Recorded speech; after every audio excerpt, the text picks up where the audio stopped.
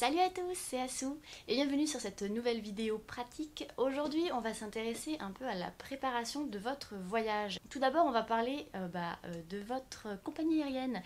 Moi, je suis partie avec la compagnie Asiana Airlines qui était l'année dernière, donc en 2018, parmi les 10 meilleures compagnies aériennes, tout regroupé en, comment ça s'appelle, en voyage économique. Donc voilà, c'est une très très bonne compagnie que je recommande. C'est une compagnie donc coréenne, je sais plus si je l'ai déjà dit. Mes billets m'avaient coûté, alors j'avais un peu attendu au début, ils étaient à 600 euros l'aller-retour et c'était passé à 800 euros. Donc j'ai payé 800 euros. Mais honnêtement, si vous prenez suffisamment tôt, vous n'aurez pas des billets trop chers et le service est très très bien. On avait des petites couvertures, j'avais eu quoi, des petites couvertures, des petits chaussons, un petit coussin, enfin c'était génial. Et une demi-heure avant d'arriver, vous avez une petite vidéo qui vous fait faire plein d'exercices, d'étirements. Donc dans tout l'avion, on était comme ça pour nous étirer, pour être tout frais en sortant de l'avion. Et c'est le seul avion, enfin la seule compagnie où j'ai vu qui faisait ça. Donc c'est toujours très très sympa. Donc c'est une compagnie très très bien. Et en termes donc de poids valise, parce que c'est un peu ça qui intéresse, on avait une autorisation donc de 23 kg en bagage soute et 10 kg en bagage cabine. Ce qu'il faut bien être conscient qu'en fait quand on vous dit 23 kg, vous pouvez arriver jusqu'à 23,9. Il faut juste pas dépasser 24 et c'est la même chose pour les 10 kg, 10,9 kg. Donc voilà, ça c'est un peu pour la base, c'est-à-dire la valise. La préparation, ça se fait aussi bien sûr sur le coréen. Est-ce que vous avez appris? Moi je vais vous dire, j'avais appris je crois un mois, 2 mois avant de partir, j'avais appris le hangul. Donc là je mettrai le lien de ma vidéo pour apprendre le coréen avec les bases qui m'ont vraiment servi sur place. Mais vous n'avez pas besoin de connaître parfaitement le coréen pour voyager. Je m'en suis sortie très bien avec les bases que j'avais et en fait vous allez vraiment apprendre sur place, donc ne vous stressez pas. Moi je vous conseille donc d'apprendre le hangul qui est très important. Les chiffres sino-coréens, ou oui c'est les chiffres sino-coréens parce que c'est ceux-là qu'on utilise pour donner les prix. Donc, en général on vous les donnera en anglais mais on sait jamais. Et après quelques petites phrases clés qui vous aideront à vous débrouiller. Voilà, ça c'est pour la partie un peu apprendre. Ensuite, pour donc la valise, qu'est-ce qu'on met dedans? D'abord, on va parler un peu vite fait des petites recommandations personnelles. Moi, je vous recommande d'aller voir votre médecin avant de partir et de lui dire que vous partez à l'étranger pour qu'il vous fasse une petite, je sais plus comment ça s'appelle, une liste en fait de médicaments à acheter à la pharmacie parce que c'est compliqué si vous avez un problème avec le peu de vocabulaire que vous avez d'aller à la pharmacie, d'expliquer j'ai mal au ventre, j'ai envie de vomir, j'ai de la fièvre. Donc ayez voilà des médicaments antidouleur, anti-fièvre, problème à l'estomac, anti-vomissement. En fait vraiment la base qui pourra vous aider. Moi je les ai jamais utilisés mais au moins je savais que je les avais. Et c'est vraiment voilà, une petite trousse à pharmacie qui, je pense, essentielle à avoir quand on arrive dans un pays étranger dont on ne parle pas bien la langue. Donc voilà, ça c'est mon petit conseil, c'est les médicaments. Ensuite pour les vêtements. Les vêtements, je ne vais pas vraiment vous dire quoi prendre à part que c'est un pays, la Corée, avec des températures quand même assez fortes et assez extrêmes. On passe d'un hiver assez froid à un hiver assez chaud. Cette année apparemment l'hiver était plutôt tranquille, mais il n'empêche que voilà, on a des températures assez extrêmes, donc pensez à prendre voilà, de quoi faire pour pas tomber malade ou pas non plus crever de chaud. Et il faut savoir par contre, quand il fait chaud, les Coréens mettent la clim. Et la clim chez eux, c'est affreux. C'est affreux parce que elle est très très forte et vous allez tomber malade. Mais vraiment, moi, je crois que je suis tombée malade.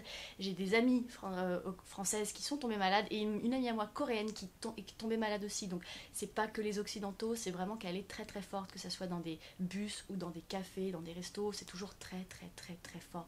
Donc, faites attention à ça. Quand vous sortez par exemple et qu'il fait chaud, prenez quand même un petit gilet ou quelque chose pour quand vous avez besoin vous couvrir un peu parce que vous allez morfler. Si vous êtes tant soit peu frileux comme moi je le suis, vous allez vraiment morfler. Voilà, ça c'était le petit conseil. Et puis après, au niveau des vêtements, prenez voilà, ce que vous voulez. Sachez aussi bien sûr que euh, si vous voulez faire du shopping et que vous êtes grand, on va dire, ça va être plus compliqué. Voilà, les grandes tailles, par exemple, moi je pense plus en termes de pantalons, c'est plus compliqué de trouver des grandes tailles, surtout voilà, pour les pantalons, à la rigueur, le haut c'est plus facile parce que les Coréennes aiment bien porter des choses un peu plus amples, un peu plus fluides, donc ça peut passer, mais le bas c'est un peu la galère. Donc faites attention à ça. Et pour les chaussures aussi, si vous vouliez acheter des paires de chaussures en Corée, au-delà du 39, et encore le 39 c'est galère, au-delà du 39 c'est mission impossible pour une fille de trouver des chaussures, donc faites vraiment aussi attention à ça, prenez en conséquence ce dont vous avez besoin. Pour ce qui est maintenant de l'hygiène et de la cosmétique, rapidement, moi ce que j'avais cherché un petit peu, et effectivement, c'était les déos, qui étaient apparemment compliqués à trouver. Alors c'est vrai que vous en trouvez pas partout, vous en trouverez pas normalement en convenience store, mais dans des grandes supérettes, c'est facile à trouver. Par contre, effectivement, ça sera plus cher. Donc essayez de ramener un ou deux qui vous avanceront, sachant que moi, un déodorant m'avait fait à peu près 3 mois à peu près, donc ça dure quand même assez longtemps et ça prend pas trop de place dans une valise, donc n'hésitez pas à en prendre un ou deux pour vous dépanner et éviter de vous faire payer une blinde le déo. Un petit conseil personnel, il suffit que vous arriviez, je sais pas, tard le soir, que vous n'avez pas eu le temps de faire des courses, prenez un petit savon, style les savons Cadom, enfin les petits savons vous savez carrés là. C'est génial, ça prend pas de place, c'est pas cher et ça vous dépanne vachement pour la douche. Moi je sais que j'avais pris ça. Pareil, c'est un savon, je crois, qui m'a fait presque 3 mois, donc c'est nickel. J'avais pu l'emporter aussi en voyage avec moi quand j'étais en déplacement dans mon petit road trip en auberge de jeunesse, parce qu'on n'a pas forcément de savons qui sont fournis. Donc c'est vraiment vraiment bien, ça prend pas de place et ça dépanne si vous n'avez pas le temps de faire vos courses. Donc voilà, après en vrai vous trouverez tout ce qu'il faut, hein, parce que la Corée, voilà, la cosmétique, l'hygiène, tout ça c'est facile, mais ça dépanne toujours pour un petit voyage. Et donc justement on saute sur tout ce qui est cosmétique. Oui, là vous allez pouvoir vous faire plaisir si vous voulez acheter plein de maquillage. Par contre, ce sera plus compliqué si vous êtes quelqu'un qui est intéressé par de la cosmétique vegan, cruelty free. C'est très très très compliqué d'en trouver. Donc prenez à la rigueur là plutôt votre cosmétique à vous que vous trouvez en France, parce que ce sera galère de trouver sur place à Séoul ou en Corée de manière générale. Voilà. Maintenant, on va venir plus sur l'hygiène féminine. On va parler des serviettes et des tampons. C'est facile d'en trouver. Enfin, des serviettes, c'est facile d'en trouver. Vous en trouvez même dans des convenience stores. Donc ça, il n'y a aucun souci. N'hésitez pas à ne pas en prendre. Par contre, les tampons, vous en trouverez, mais c'est plus difficile. Ça commence en fait à arriver en Corée. Donc dans des convenience stores, pas sûr. En même temps, j'ai pas trop regardé, mais ça m'a pas. Je crois pas. Par contre, vous en trouverez dans des grandes supérettes, il n'y a aucun souci. Et pour l'épilation des jambes, et enfin voilà, l'épilation tout court, il faut savoir donc que les deux méthodes utilisées en Corée, c'est le rasoir et l'épilation laser. C'est vraiment les deux méthodes préférées. Donc vous trouverez quasiment aucune autre méthode en magasin, mais genre vraiment pas. Si ça vous convient les rasoirs, vous en trouverez très facilement, mais si c'est autre chose, dans ces cas-là, apparemment il y a une chaîne de magasins qui en vend, c'est Olive & Young. C'est assez restreint, mais essayez peut-être de ramener un peu de matériel de chez vous, quoi, de France, pour pas vous retrouver trop démunis au début. Sinon, si vous restez vraiment 1 an, vous pouvez tenter l'épilation laser, puisque ça coûte beaucoup moins cher en Corée, donc ça peut être l'occasion. Mais voilà, il faut être prévenu aussi un petit peu sur ça. On termine du coup avec un petit objet que je vous recommande de mettre dans votre valise, c'est ce petit cartoville de Séoul. Comme vous pouvez le voir, c'est tout fin, ça fait vraiment la taille de ma main. C'est très bien si voilà, vous êtes comme moi et vous voulez un petit peu découvrir Séoul. Et c'est vraiment très très complet pour un livre aussi petit, puisque ça fait vraiment tout Séoul et c'est traité quartier un peu par quartier. Et par chaque quartier, vous allez avoir des recommandations de restaurants, de magasins, de cafés. Donc voilà, donc là c'est plus les petits restaurants, les petits cafés. Et ensuite vous allez plutôt avoir une partie plus culturelle. Donc voilà, la petite carte et toutes les parties culturelles. Donc ça va être les musées, les palais, les temples, enfin voilà tout ça. Et c'est vraiment bien parce que vous allez avoir des spots plus touristiques, mais aussi des petites choses un peu moins connues, un peu moins touristiques et qui valent la peine.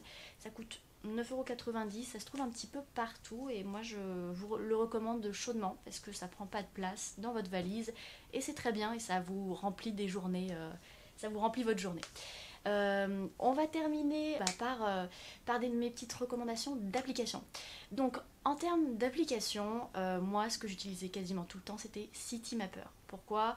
Parce que c'est une application, pour ceux qui ne connaissent pas, où vous rentrez votre votre point de départ, votre point d'arrivée. Ça va vous proposer plusieurs itinéraires et c'est surtout après votre itinéraire, vous pouvez l'enregistrer et l'utiliser en mode hors ligne. Donc ça c'est génial quand vous avez un tout petit forfait. Moi c'était mon cas, je voulais pas utiliser trop mon forfait et donc je le mettais en mode hors ligne et après je pouvais vraiment me balader dans Séoul avec tous mes petits trajets déjà pré-préparés. Donc c'est vraiment une très bonne application. Ensuite, pour ceux qui sont un peu plus gourmands, on a l'application Mango. Donc là, c'est une application de nourriture où en gros, vous allez pouvoir retrouver par exemple tous les restaurants autour de vous. Ça va vous donner leurs notes, les avis, les photos de tout le monde. C'est très complet, c'est une application qui est assez aimée des Coréens. Donc vous allez avoir pas mal de choix, pas mal d'avis, donc c'est vraiment bien. Vous trouverez même aussi des listes, par exemple les meilleurs petits cafés de Séoul, c'est des gens qui font des listes. Vous pourrez créer votre liste, mettre des restaurants, des cafés en favoris. Enfin vraiment c'est très complet et moi j'ai trouvé toujours des très bons spots grâce à cette application, donc je vous la recommande chaudement. Ensuite en troisième application très sympa à utiliser, c'est Here Now. Donc ça c'est une application culturelle pour toute l'Asie, enfin c'est plusieurs villes d'Asie, il y a Taipei, Okinawa, Tokyo, Hong Kong et Séoul. Et là c'est des journalistes locaux, donc d'origine là, donc séoulite, qui vont écrire des articles un petit peu et des recommandations de spots. Donc ça peut être des galeries, des restaurants, des quartiers, vraiment de tout. Et c'est très sympa, vous avez l'application et le site web, et c'est grâce au site web que j'ai découvert vraiment mon quartier de Séoul préféré. C'est le quartier de Sang-Soo-dong, qui est incroyable. Vous aurez une vidéo vlog dessus, mais vraiment très très bonne application, et ça change un peu des coins plus touristiques qu'on peut avoir, donc ça fait du bien. Ensuite, dans les petites applications qui sont moins essentielles mais intéressantes à avoir, c'est un convertisseur. Ouais, un convertisseur, ça va être toujours pratique. Puis Google Translate aussi, parce que voilà, vous pouvez écrire du vocabulaire, vous pouvez prendre en photo et ça va convertir par rapport à la photo. Et il y a l'application aussi Talk to Me in Korean qui est génialissime pour apprendre le coréen. Elle est en anglais mais elle est vraiment très complète. Vous pouvez apprendre le hangul, vous allez avoir des leçons de grammaire, des petites conversations. Enfin c'est vraiment beaucoup de choses, très complet, et c'est gratuit mais en anglais. Voilà, c'est le seul défaut, on peut dire, de cette application. Et pour finir, on va avoir les applications Kakao Talk et Kakao Taxi. Donc Kakao Talk, c'est le chat, je pense que tout le monde connaît. Et la dernière application qui peut être intéressante aussi, c'est une application pour la pollution. Moi j'utilisais Air Visual et ça permet en fait de voir un peu le taux de pollution à la journée. Donc quand c'est vraiment très très pollué, peut-être éviter de sortir, en profiter pour faire des activités d'intérieur, voilà, des choses comme ça. Donc ça c'est la dernière application que je vous recommande. Et je crois que j'ai tout dit. En dernier petit conseil, évitez de mettre des choses dans vos valises du genre, je sais pas, des gobelets, des choses comme ça. Vous n'en avez pas besoin puisque vous pourrez tout acheter sur place, par exemple à Daiso, qui vraiment vous permet d'acheter de tout pour pas cher. Donc évitez, ça vous fait gagner de la place dans votre valise. Et, et vous vous y retrouverez très bien, ça coûte vraiment pas cher. Je sais pas si je l'ai dit déjà au début de la vidéo, mais la Corée utilise des prises électriques comme nous en France, donc c'est bon, ne prenez pas d'adaptateur. Et sinon, ce que vous pouvez vous faire, après ça, c'est pas forcément à ramener, vous pouvez l'acheter sur place, mais c'est pareil, mon petit conseil, c'est d'acheter des carnets. J'avais 2 carnets. Un carnet pour noter mes dépenses et un carnet pour faire plus petit journal de voyage, et c'est vraiment très sympa. Puisque c'est des souvenirs, vous partez 1 an en Corée, ça vaut le coup de se souvenir de ça et donc de noter des petites anecdotes. En plus, en Corée, ils aiment beaucoup tout ce qui est tampons, même au Japon, ils aiment beaucoup les tampons quand vous allez visiter des choses, donc ça vous laisse des souvenirs, des petites anecdotes, des petits trucs visuels à garder. Donc ça, c'est mon petit conseil, voilà, qui nostalgie, on va dire. J'adore le relire, donc je me dis que ça pourrait vous faire plaisir à vous aussi. Et là je vois que j'ai beaucoup trop parlé, donc je m'arrête là. J'espère avoir été assez complète et vous avoir donné un peu des infos qui pourront vous aider pour la préparation de ce voyage. Je m'arrête là, je vous dis bye et on se revoit pour une prochaine vidéo vlog. Et je ne le dis jamais, mais n'hésitez pas à me suivre sur Instagram, je poste toutes mes petites photos de voyage et ça me ferait plaisir de vous retrouver sur Insta. Bye!